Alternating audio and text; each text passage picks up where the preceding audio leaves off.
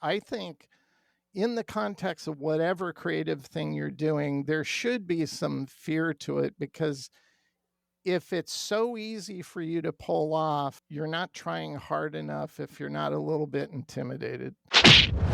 Welcome to the Head Smack podcast, where we have candid conversations with misfits and mavericks, those not afraid to stand up and stand out, the dreamers and the doers, the ones who've stumbled, fumbled, and then soared. Here we delve into the inspiring journeys and pivotal aha moments that have shaped their worlds. And maybe through sharing their adventures, you'll get hit with a head smack that'll change your destiny. Hey, welcome to the Head Smack podcast. My name is Paul Pavoni. So excited to have Von Glitschka with me. Von Glitschka is the creator of this cool Vapa logo. I call it the Vapa tattoo. Still haven't tattooed it on myself, but he created that for me a few years ago. He is the owner of Glitschka Studios, a small boutique design firm in the Pacific Northwest. And they creatively collaborate with ad agencies, design firms, in-house corporate art and marketing departments, and small business to produce engaging visual narratives. He's an amazing illustrator. He's an amazing designer, and you've probably seen his work at some point. Vaughn, so glad to have you on, man.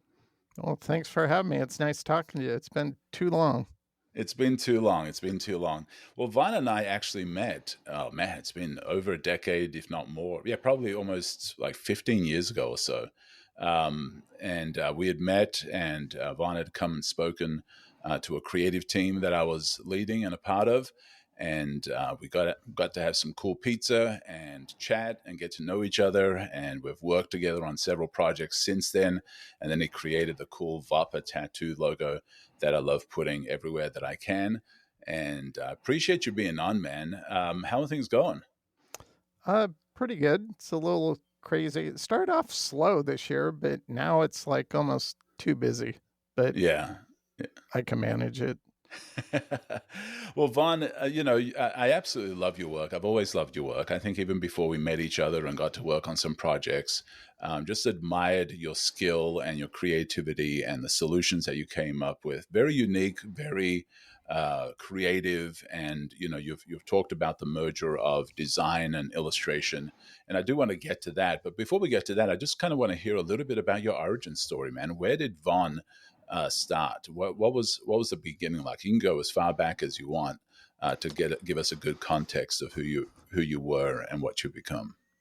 Well, growing up, my big influence on me was my mom. She's an artist, and she's in her 80s now, but she still, when she can, will pull out the paint and start painting stuff. So she always encouraged me. My dad, he can't really draw, but he always encouraged me too.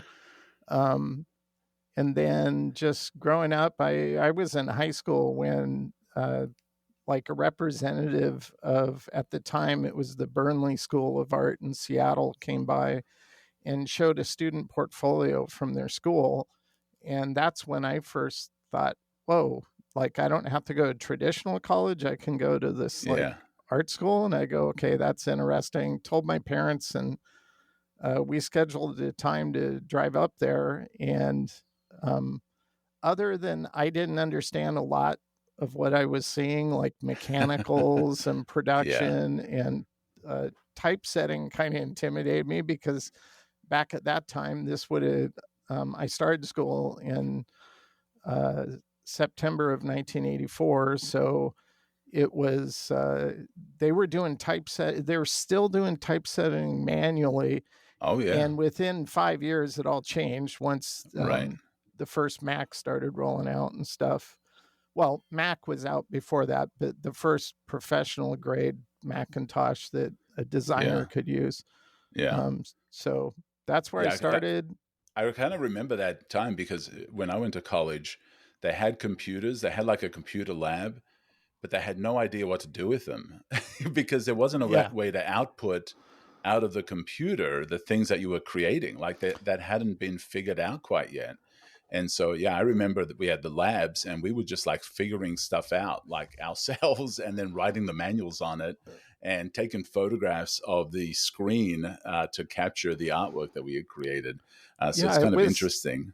It was interesting because at the time, me and my friend John, we had a common friend. He was older than us by about 4 or 5 years, but he was in he was a designer, and he called us up one day and he said, "Hey, come to my studio. It's in the Smith Tower building, downtown Seattle." We go there and we walk into his studio. It's a pretty small studio, but he hands us, nobody knew what a color printout was at that time. Right. He Yeah. he handed me a color printout and he said, "Look at this." And I'm looking at it, and it was an illustration of a jukebox. And I understood it as an illustration. I go, what is this? It's like nobody had color printers at that time. And he goes, "Well, that's a color print." And I go, "How can you afford to?" I didn't even know they had those, you Yeah. know. Yeah. And he goes, "Well, Adobe bought it for me." And he was a beta tester for the very first version of Illustrator. So Wow. I kind of interacted with Vector before I ever knew what Vector was. Yeah.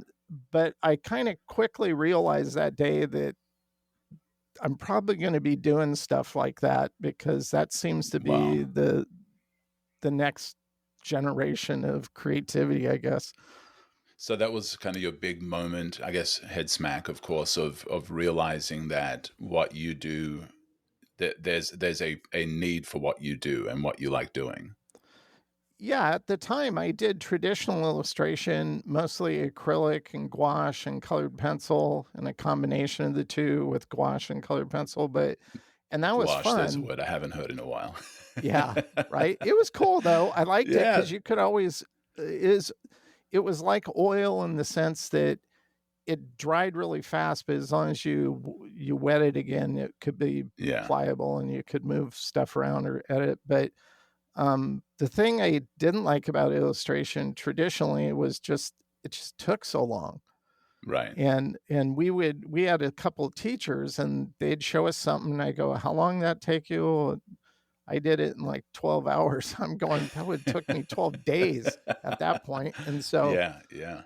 yeah, but actually the first vector app I ever used was at a hole in the wall screen print shop, um, where I had sold, he was a former boss. It was my first job out of art school was at the screen printing place. Then I moved on to a sportswear company and did designs for lines for Target and stuff like that. But he I decided to leave that job and kind of tour the country, take a break from design or anything, and tour the country for a year with Yeah. a company out of California called Motivational Media. And at the time, they did multimedia presentations with like projectors, slideshows, and it was all like drug prevention stuff. So it was like Yeah. way outside of what I had ever done. But in the process of trying to get there and buy a ticket, I went and sold my boss all these old sketches I had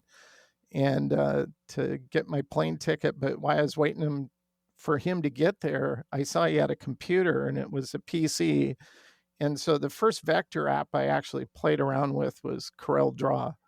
Oh And yeah. Yeah. I remember that. once I did that, I go, this is really interesting. I'm going to have to jump into this at some point. And it was about 2 years after that I first started using my first. Well, not the first time I used Mac. I used to program in Apple Basic in high school, but the first time I used the interface with the mouse and Yeah. software, Yeah. and that was at a What was design that moment studio. like? What was that moment like? It was cool, and that was freehand. So I was using it, but it was. Here's what a lot of people don't realize is freehand. Adobe, a lot of their beta was going on at Seattle.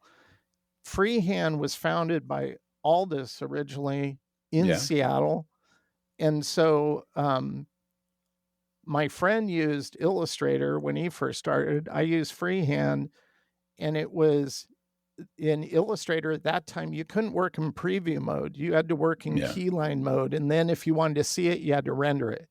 Yeah. Well, Wow. freehand from day one was always you work in preview. And so I really like that. I used that for approximately 15 years. I remember Yeah. when Adobe first tried to buy Illustrator from Aldous, the Federal Trade Commission says, no, you can't own your number two product in the industry. Right. and they quashed it. And then years later, they Aldous sold it to Macromedia. They developed Flash, and so they bought it from Macromedia, and then quickly turned around and killed it. And that's when I had to learn new software. Yeah, That that I loved freehand. There's some yeah. things about freehand that I still miss. Like freehand was my go-to as well. And then of course Illustrator came out, and then we all hated CorelDRAW. Like CorelDRAW was the one that we liked hating on. At least I did, and the people I knew did. If you think of like the cola battles, you have Coca-Cola number one, Pepsi number two. Sometimes those go back and forth. And then RC Cola is like number three. So Corel draws like RC Cola of vector apps. Yeah. I remember that. But yeah, freehand was my go-to as well. That's what I learned on.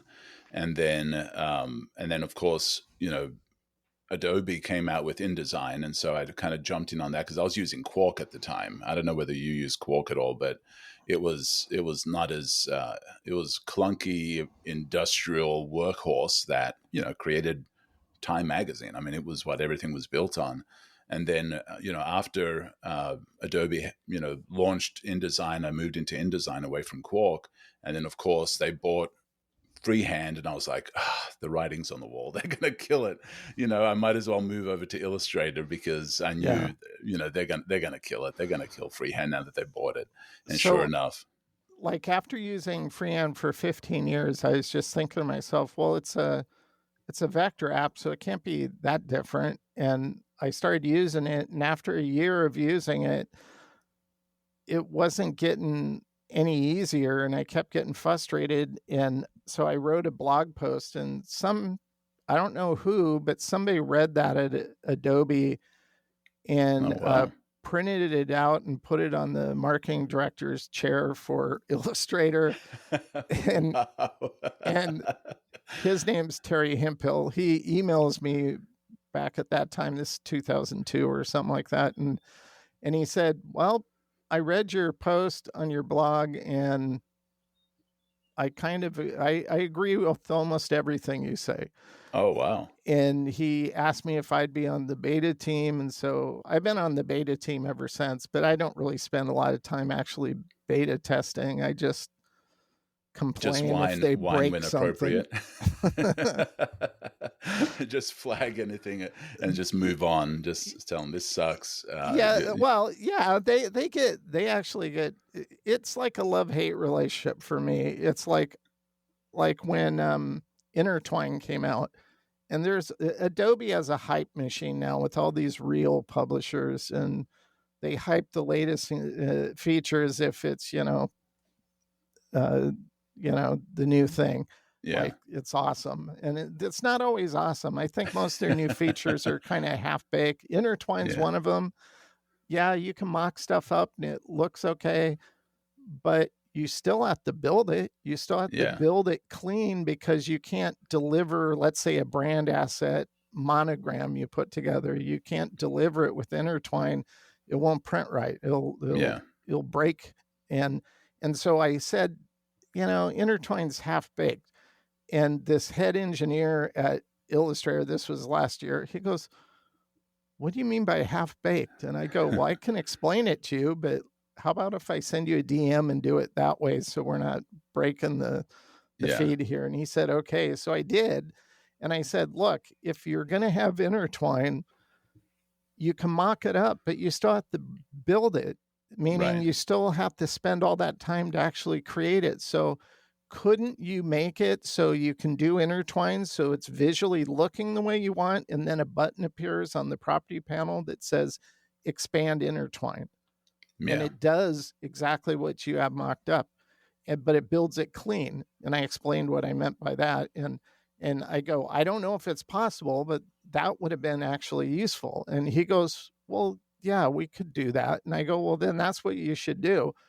And then it's like, well, I don't know if I can convince him to invest the time into doing it. So it became like this political thing that yeah.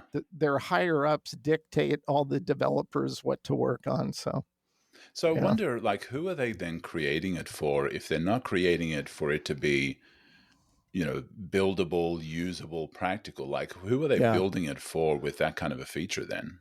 The world's largest ad agencies, that's who basically steers development in my point of view.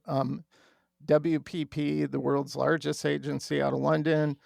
Um, I know this goes back 5 years, so I know somebody that worked at Adobe and was an account manager, and he told me a story that he had to re-sign WPP to the contract that they were signed on to, which was for $40 million to license Creative Cloud for all their employees globally.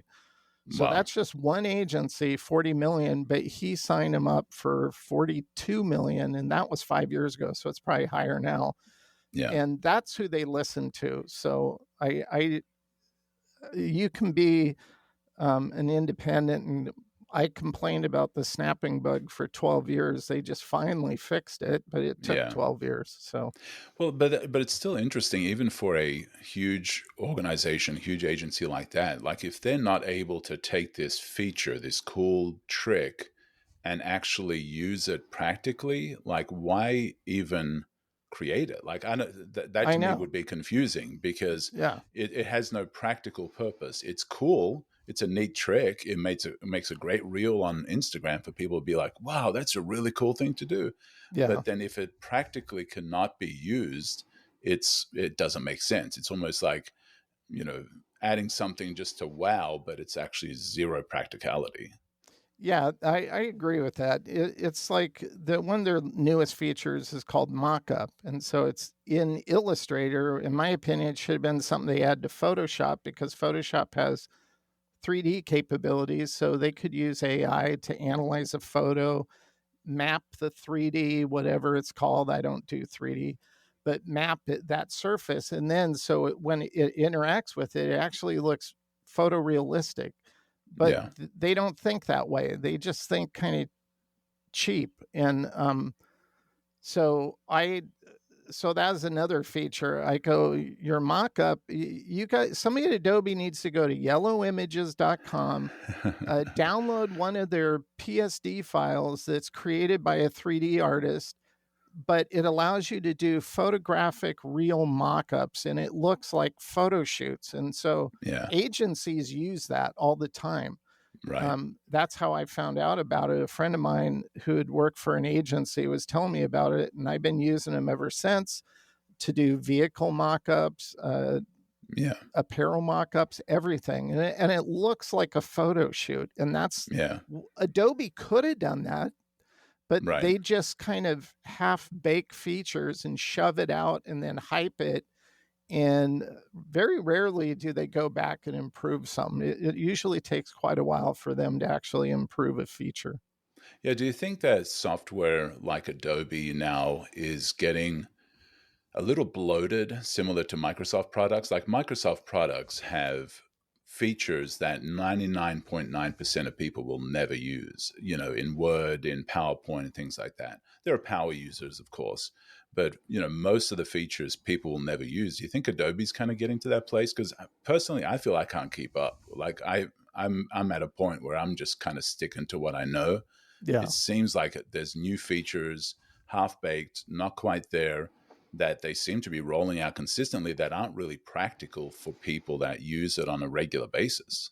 Yeah. And they do all that just because they're trying to get more subscribers to, Yeah. and new features are what marketing can use to push their narrative. But I think much like you, whenever I do workshops, I always start off by saying, look, there's at last count 88 tools and even more features in Adobe Illustrator.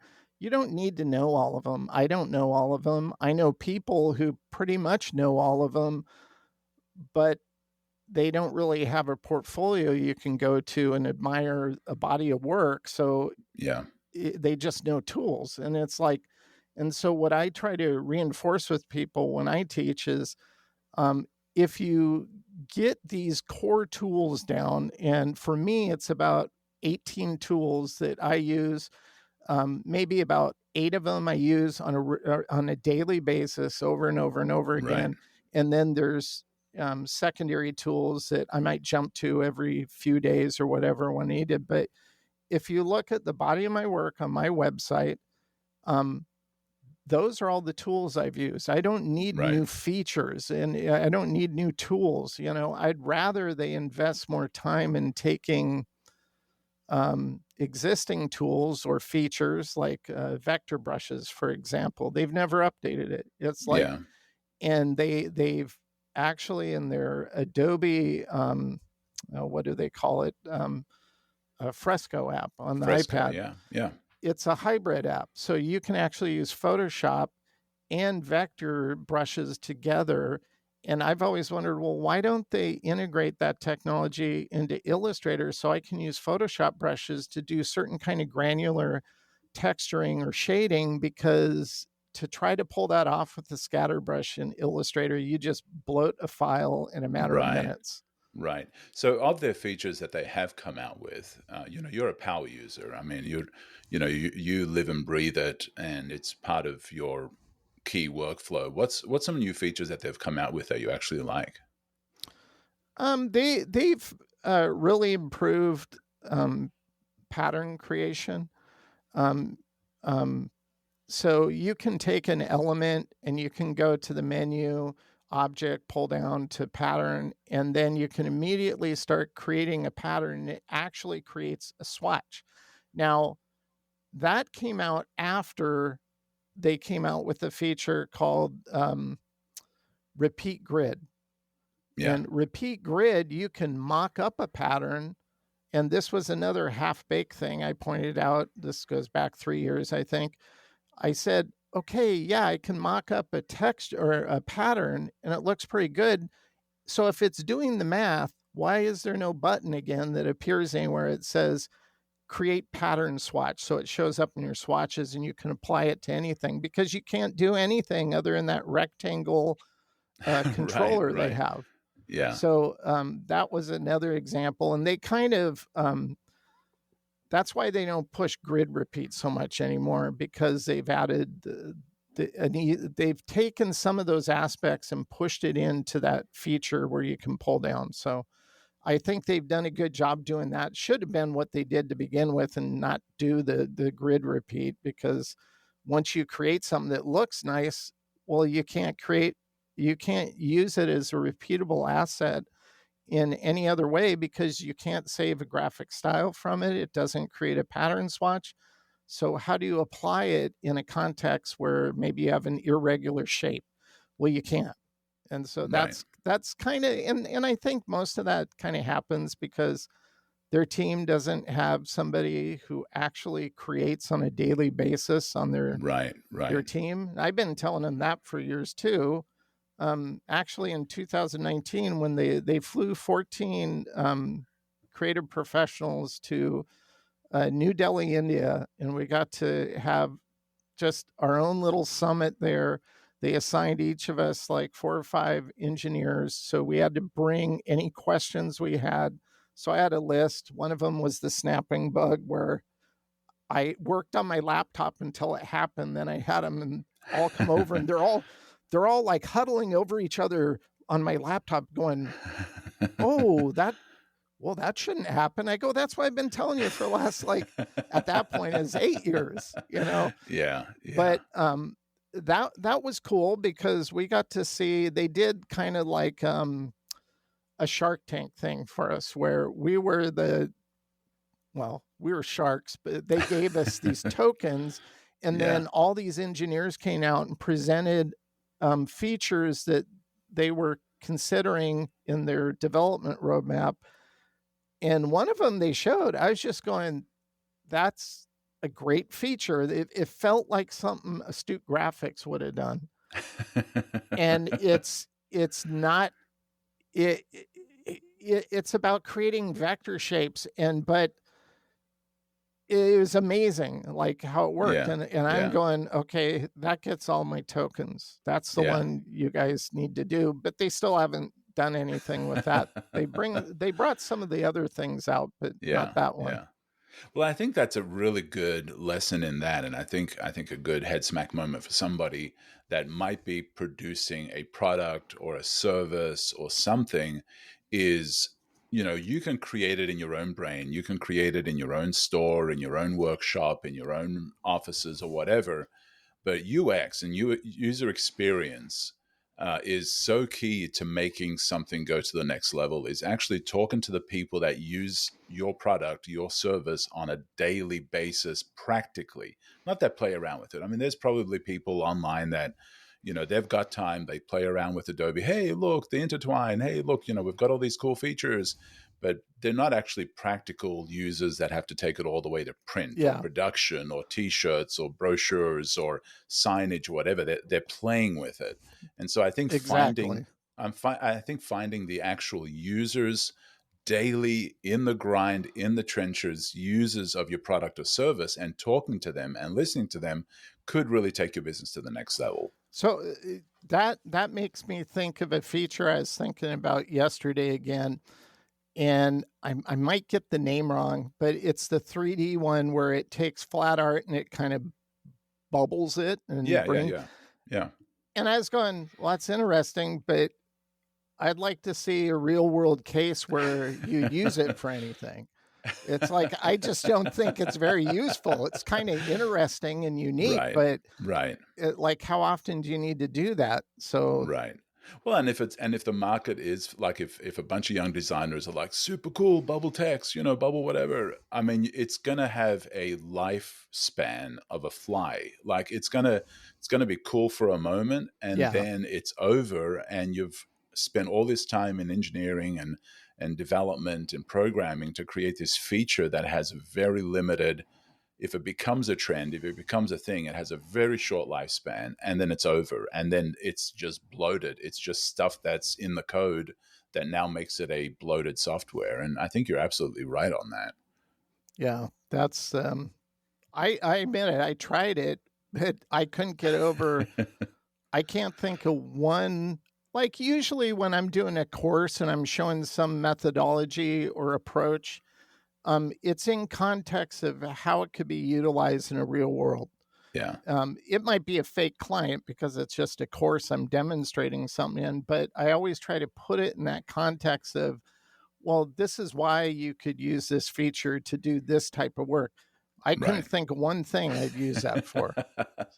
Well, it's kind of like, I guess in the 90s or early 2000s, if Adobe created a plugin to create the glass buttons, that suddenly was the hip thing with Apple products. Like everything suddenly started being the glass Oh, like buttons. the Yeah, lickable, like Steve Jobs said, they're liquid. lickable.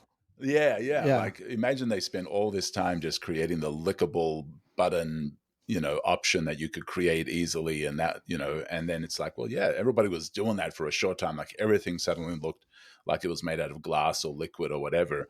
And yeah, then that disappeared and people moved on. But if that was still part of your software, it's just bloat. It's just stuff that doesn't need to be there. And so I do want to go back a little bit to a little bit of your story. And so, you went to the agency, you saw the guy printing the cool stuff, you started diving into freehand. Was that your first job? Was that like what, once you realized that you had kind of a place with your artistic ability in graphic design, it wasn't painting like your yeah, mom, it wasn't doing that. What was that experience like in learning that what you did had a place in this world? yeah. That didn't happen until my second job. My first job was at a sportswear company, and it was fun, but it was just screen print. So, my next job, I was hired by a design firm here in Salem, Oregon. Um, and we did everything from print collateral, logo design. We did T-shirts for Nike and a bunch of stuff. So it was more variety, but there's a lot of print production stuff that I had to do. So um, we would get something, a project that had come in, and I knew it would need like illustration.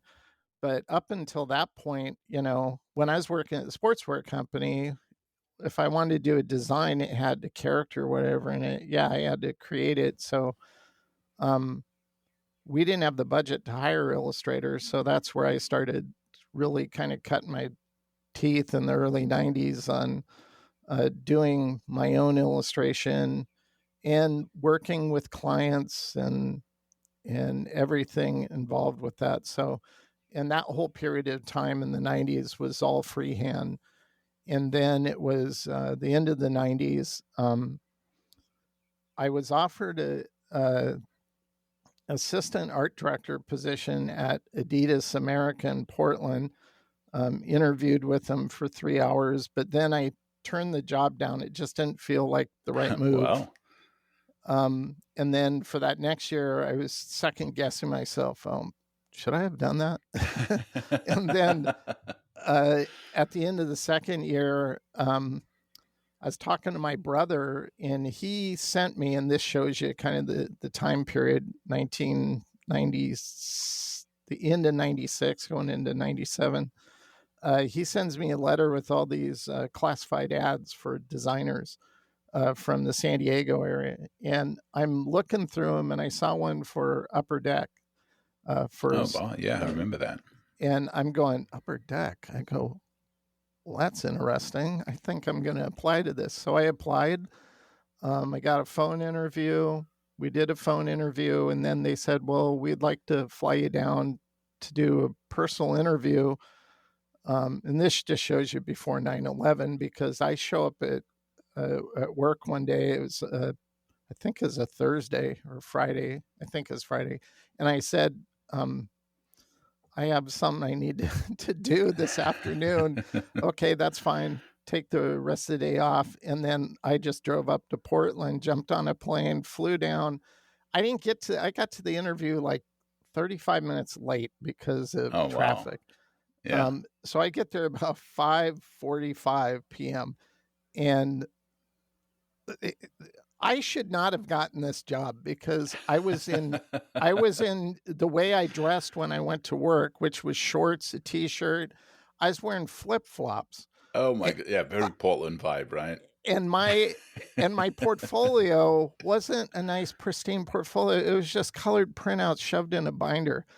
And I walk in, the creative director looks at everything, and this senior designer comes in. His name's Vincent, and he looks at everything, and they offer me the job. And so I knew things were going to change. And Vince now is a really good friend of mine. We worked together for basically the whole time I was there on the baseball team. So that was a great job. I learned so much about. And I was the only one that used freehand in the whole office. Everybody used Illustrator. Yeah. But because freehand had, like, with trading cards, you have your regular set, then you have all these parallel sets, and they could be gold, bronze, or silver. And so I could do those parallel card mechanicals like in seconds, because in freehand I could tell it to switch all these colors to this. And at that time in Illustrator, you had to do it manually. So so I was getting all this work done. and then they said, well, Vaughn's done with the baseball line. He has 2 weeks with nothing. So they started giving me all the special projects. And so at the time, no other card company had done this at the time. They bought a Babe Ruth bat off of Sotheby's, and for like 25,000, and they're going to cut it up and put it on cards. I'm going, look, if you're going to destroy you're calling the card a piece of history. So if you're going to destroy a piece of history, we need to take a photo shoot of it. So on the back of the card, we can show where this piece came from. Yeah. And so we did that, but being able to hold Babe Ruth's bat with notches on it and like swing it, when nobody's looking, of course, that was fun. And then after that, they did a signature series where they were going to do signature cards of Babe Ruth. And I was just going, well, how are you going to do that? He's dead. Well, they bought like 300 canceled checks from the Ruth estate.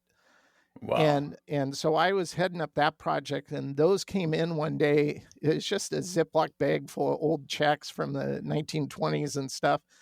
And we pull them out, and we're just going through it, seeing what Babe Ruth spent money on. And it was so fun. But the one I remember the most is Park City Liquor Store, and he paid $300 for booze. And I'm Wow. going, this is 1920. And so I had to go to the computer and look up like how much was the equivalent of $300 from 1920. It was like $15,000 in booze equivalent. So yeah. I'm sure that was quite the party. And so is this, you've got a very unique style. Is this when you developed your style, or did you already come into this with the style that you're At known for? my previous job at this small agency in Salem, we would get mailings from an art rep, and I always liked what he did. Um, and so I always had a plan to try to contact him, see if I could get him to rep me. But then I saw another one. It was a company called, do you remember Dynamic Graphics? Oh yeah, yeah, I do. I saw an ad they had in a publication. They were looking for freelancers who could do freelance illustrations. So they would basically assign me, um, give me assignments like, well, it was like doing spot illustration. And Right, so right.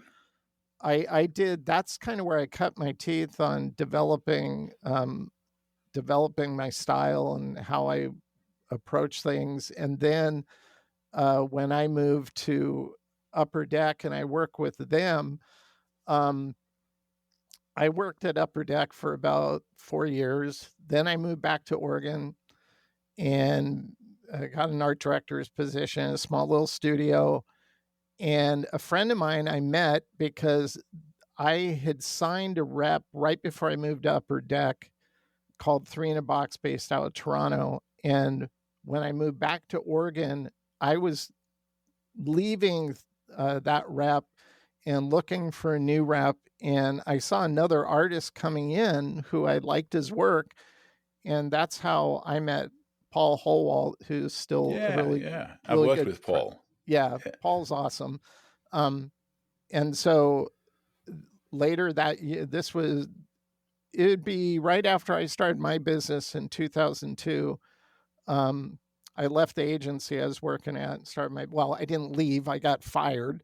I got, that's a whole nother story. Yeah. Long story short, I got my daughter's cold, called in sick on a Monday, came in really early Tuesday, and my boxes were packed. I'm like, what's going on? Well, he had read an old deleted email that another agency in town had sent me asking if I'd want to work with them. And I had already turned it down, but he like overreacted. So Oh my goodness, wow. it all worked out though. Well, So yeah, and obviously, if he's looking back through deleted emails, then it's yeah, like, yeah, it's probably a good thing to go anyway. yeah. And so when I started my business, that's when I had to learn like how to run a business, Yeah, yeah. how to generate leads, how to connect with people. And luckily I met one of my clients was a little cafe, and they suggested to me that you should enroll in the local small business program. And the guy who runs it's really good. He meets with you every month, gets to know your business, and then he consults with you on how to improve, how to operate a business. Yeah, yeah. I'm going, well, that sounds good. So I did it, and it's only a 1 year course. I ended up staying in it 6 years because I became friends with the guy who ran it. His name was Jim Colbyhouse, and he's a former VP of Gallo Wine and Coca-Cola.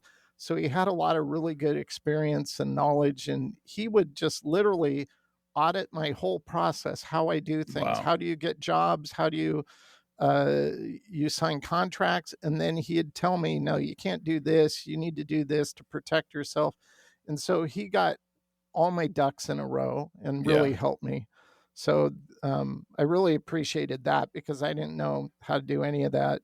He ended up dying of Lou Gehrig disease, which was kind of Hmm. sad, but he was a good guy. So a lot of what I learned I kind of learned from him from the business side of things. And so that's when I just started working on my own. Paul invited me. He was still at Three in a Box. He invited me to go to the illustration conference, and that was 2003. And then I saw Scott Hull there, who's my rep now, and I started stalking him because I wanted to talk to him. And Yeah. I remind him of this every now and then. Is he totally blew me off? Wouldn't give me a time of day. And then I just purposely would always email him whatever I'd just done for about a year. And then at the end of that year, he calls me and asks if he could rep me. And so Did you we casually tell him no? I don't think so. Just to mess with him.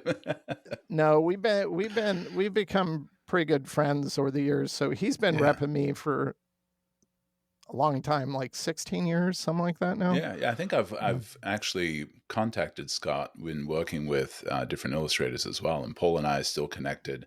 And I think I even worked with him on several projects as well around the same time that I worked with you on some illustration projects. So great team there. So as you've progressed in your career and the things that you've produced, I mean, really amazing. The creative process can sometimes bring fear. What are you like? Do you ever face that fear? Like, what are your thoughts on Yeah. just looking at a blank screen and creating?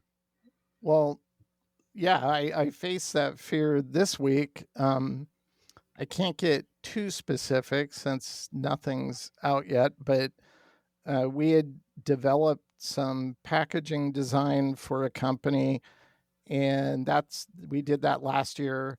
And now they're working on kind of their entire system of how they promote it and brand it to the public, beyond their packaging. And they asked me to do some illustrations. I didn't really know the specifics. I didn't get those until, well, I didn't read those until yesterday morning. And they need 6 illustrations.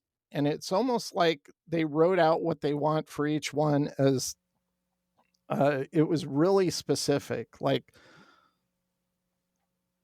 I can't talk much about the specifics, but like a vehicle from this perspective, and this is happening in this, and it's like normally it's never that specific. And Yeah. so once I saw that, I go, there's no way I can get 6 illustrations done by this is supposed to be next Wednesday.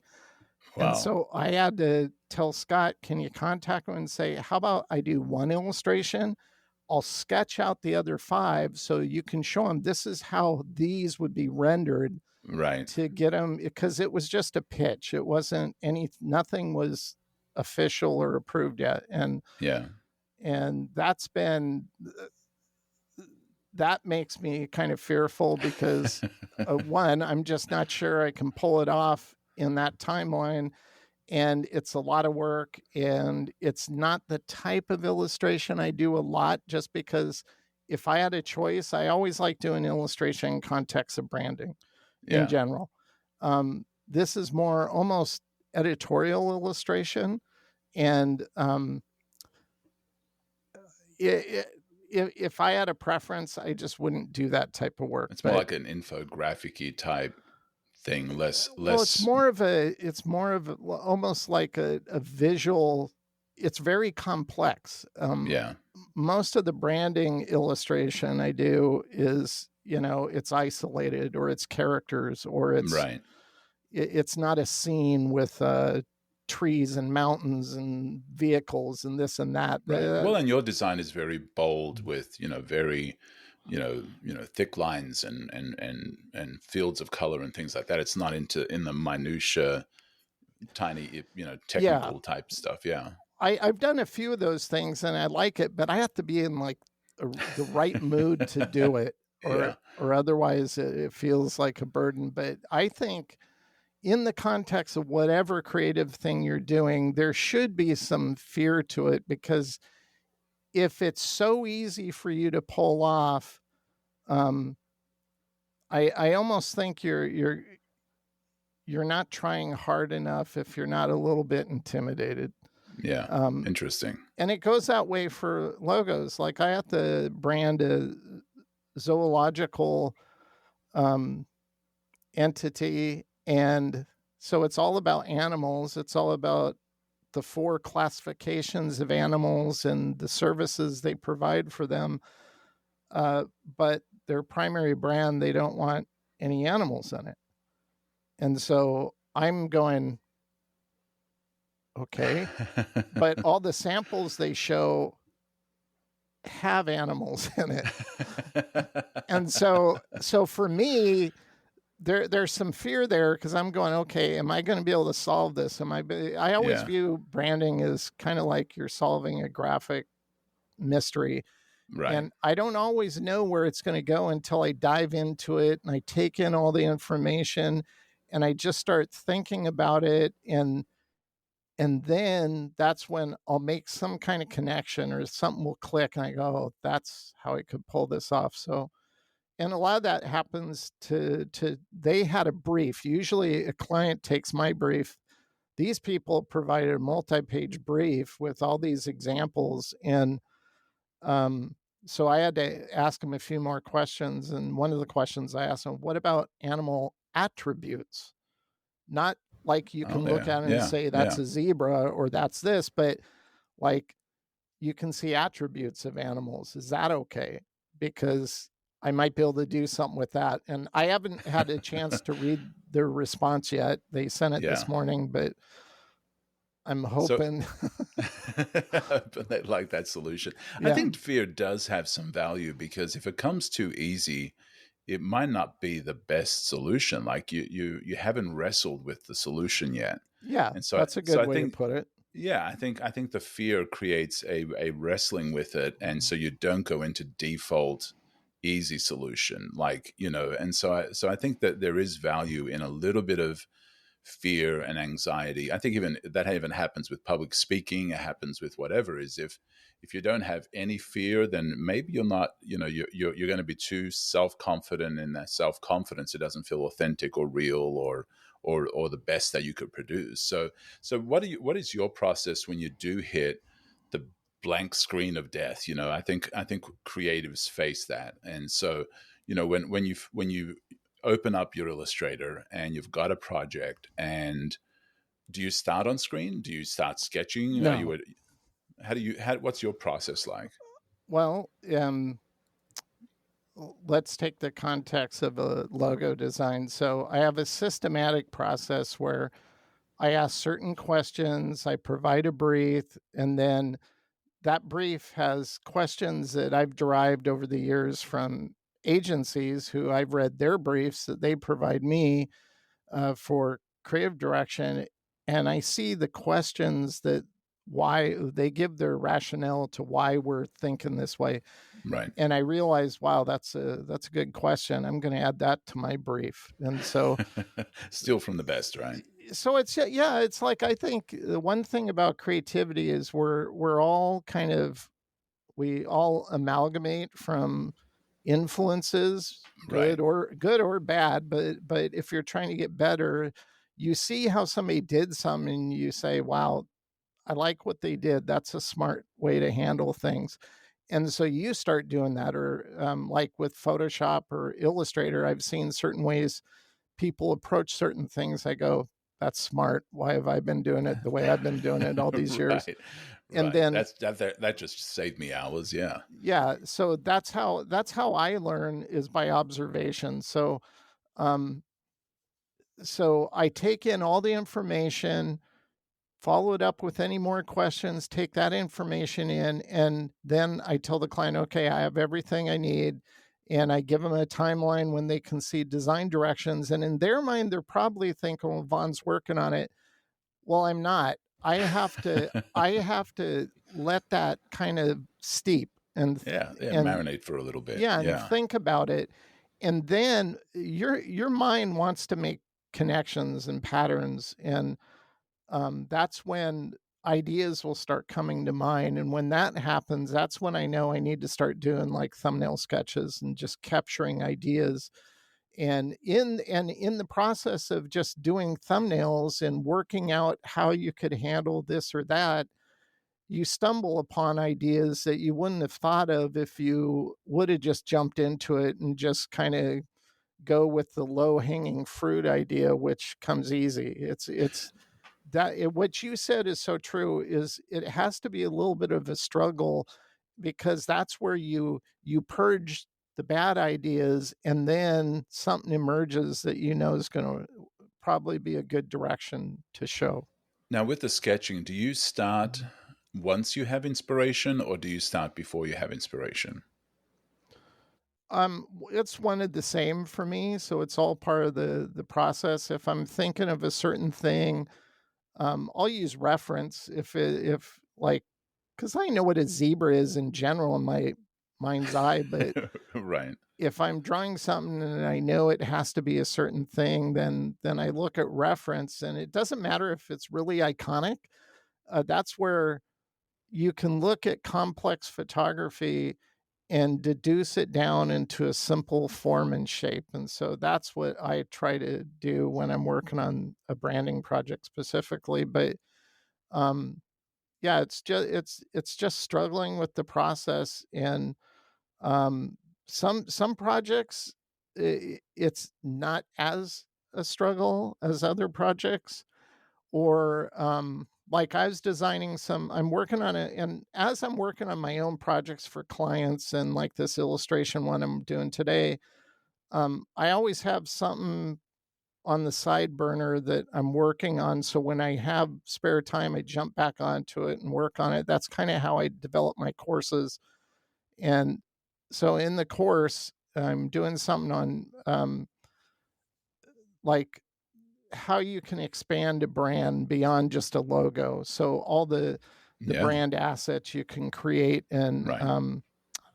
off the top of my head, I can't remember what we named the course now, but I was working on iconography as one way, and not every company or brand identity project needs iconography, but if the company has services, they might. And so Right. Right. um, Yeah. I'm I'm kind of using that to show developing iconography. But even in the process of creating a course, my mind keeps thinking about something. And I realized yesterday I wasn't even working on that. I was working on these illustration things, and it popped in my mind, I need to change that icon, because my mind said, it wouldn't really look like that. He should be leaning forward. And I'm like going, what? And I go back and I look at it and go like, yeah, that does look better. So Yeah. Well, I I think think that's that, really interesting. Go ahead. no, I just think that's it's kind of like you develop a sixth sense at times. And Yeah. the more you develop your own systematic approach to design, you can augment it at any time with new things you see that could improve it. Right. Yeah. Right. You said several things there that I think people have probably written down. And I think if you haven't written down, you need to take note of. The first thing, or one of the things that you said is, you take all the information, you take all the inspiration, and as creatives, and I've shared this before, is I consider myself like a sponge, and I'm constantly absorbing. I look at a menu, I look at a sign, I look at a magazine, I look at a TV show, I'm always absorbing. And then when it comes time to create, it's like I squeeze the sponge of everything that I've absorbed, and then something hopefully original comes out of it. But sometimes when the project comes along, as you shared, you take in all the information and then you let it marinate, and sometimes even just like forget about it, like move on to something else. And it's amazing how many times for me, and it sounds like it happens to you as well, is when you stop thinking about it, that you actually get ideas about it. When you stop like angsting Yeah. over it, you suddenly have this inspiration. I've had, brilliant ideas in the shower and just driving silently in the car. Suddenly an idea pops in, and I was like, I wasn't even thinking about that, but oh my goodness, that's a great solution. That's a great direction to go in. And you find that too, right? Absolutely. Years ago, I was asked to do a talk at the How Design conference, and it was going to be on drawing. But in the process of putting together the talk, you know, I was thinking of the question, why is it so hard to come up with good ideas at times? And I'm going, somebody's had to have done some study or something on this. And I found Right. this a study, and it was about the brain waves and the hertz for each brain wave. And uh, there's one called gamma, and it's a higher mental activity, and it's associated like with oh, see, I haven't even done this talk in such a long time, but basically, gamma state of thinking, everybody in their alpha state of thinking, that's normal. Yeah. Then you have beta, and there's things associated to certain ones like subliminal advertising and stuff. But Right. gamma is the state of thinking that idea formation happens in, but it's a higher level of thinking than normal consciousness. So Wow. the reason why brainstorming works, where you have all these people in a group and you're just throwing out ideas, is because that works is because, and it has to work with certain ground rules, such as there are no bad Right. ideas when you're brainstorming, because you're not refining, you're just mining. And if Yeah. you're looking Yeah. You're for shutting down the gold, governor. Yeah. yeah, if you're mining for gold, you don't stop because you keep hitting rocks, you just keep going. And Right. so with brainstorming, things will be thrown out there ridiculous. It might even make some people laugh. But then eventually somebody will say something that they're thinking that nobody else would have thought of, but that triggers their idea. And they go, oh, we could do this. And then all of a Yeah. sudden you have these ideas that wouldn't have existed if it was just an individual on their own. So Right. um, and there's a reason why a good example of gamma level thinking is when you're driving or you're in a shower and that eureka moment hits and you Yeah. realize, oh, this is what I could do, or this is how I could fix this, or whatever. And it applies to anybody in any context of trying to solve Right. something. And uh, that was always my favorite thing to share in that talk, because it demystifies why it's hard to come up with ideas, because you have to work through all the bad ideas like in a brainstorm in Right. order to push them aside, and then your mind starts discovering these ideas that have potential. Right. Those, what dare I say it, those head smack moments, right? So, Yes, exactly. and another thing that you shared about the drawing and the sketching, and for me, sometimes when I feel stuck, when it comes to doing a logo or a brand or whatever, I find that if I just start drawing the things that I do know, start writing out the words, start writing out the elements, start sketching stuff, even when I feel stuck, even when I feel like I have no ideas yet.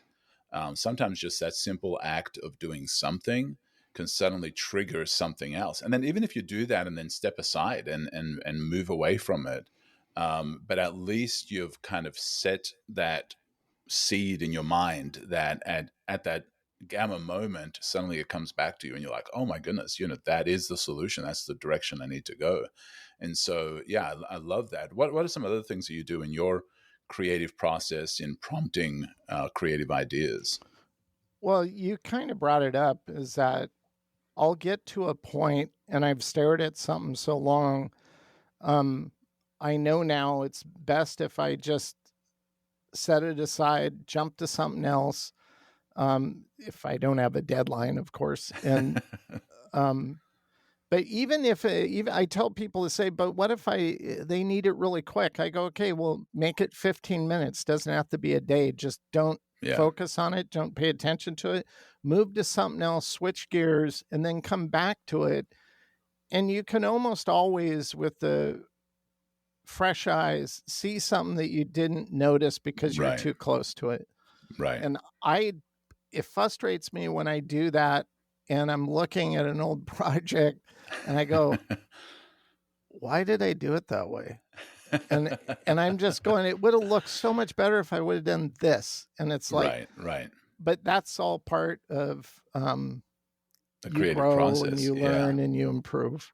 Yeah, and I'm the same way. Sometimes I just go have a shower to reset, or I clean my office.